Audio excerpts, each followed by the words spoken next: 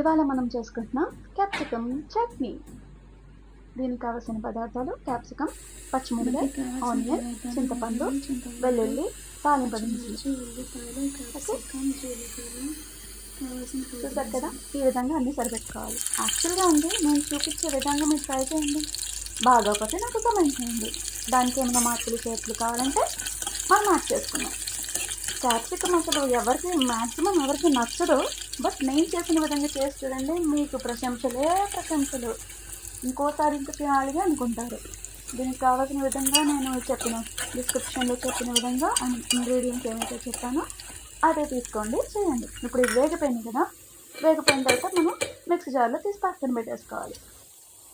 ఆ తర్వాత ఇందులోనే పచ్చిమిరపకాయలు, మనం ఘాటుగా తింటామండి, మీ కారానికి తగ్గట్టు.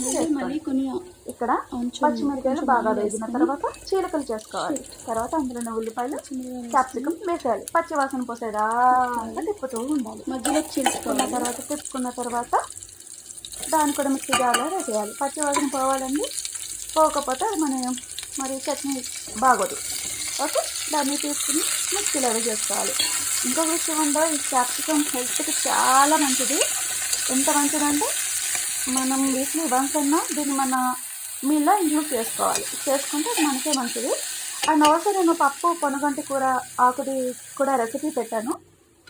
Go and check my YouTube channel. Okay, మరిన్ని ఇలాంటి మంచి మంచి రెసిపీస్ కోసం please do like, comment and subscribe. ఇప్పుడు చూసారు కదా, ఇందులోకి చిటికెడు సాల్ట్ వేసేసుకోవాలండి. చింతపండు మనం ఆల్రెడీ యాడ్ చేస్తాం ఇందులో. ఓకే, ఇప్పుడు తాలింపు వేసుకోవడానికి తాలింపు దినుసు మనం న్యాచురల్గా ఇంట్లో ఏమేమి వేసుకుంటాం అవన్నీ. ఇందులో కావాలంటే మనము వెల్లుల్లి కూడా యాడ్ చేసుకోవచ్చు, బట్ నేను యాడ్ చేయలేదు.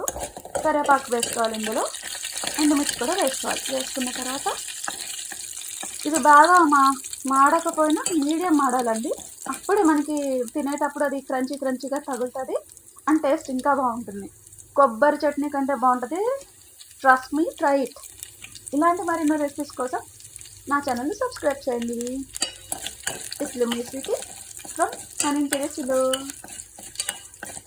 ఇప్పుడు చూడండి, ఈ తడకాని అందులో వేస్తే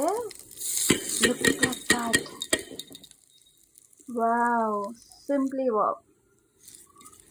Once again, thank you all my dear subscribers. Look at it. Thank you.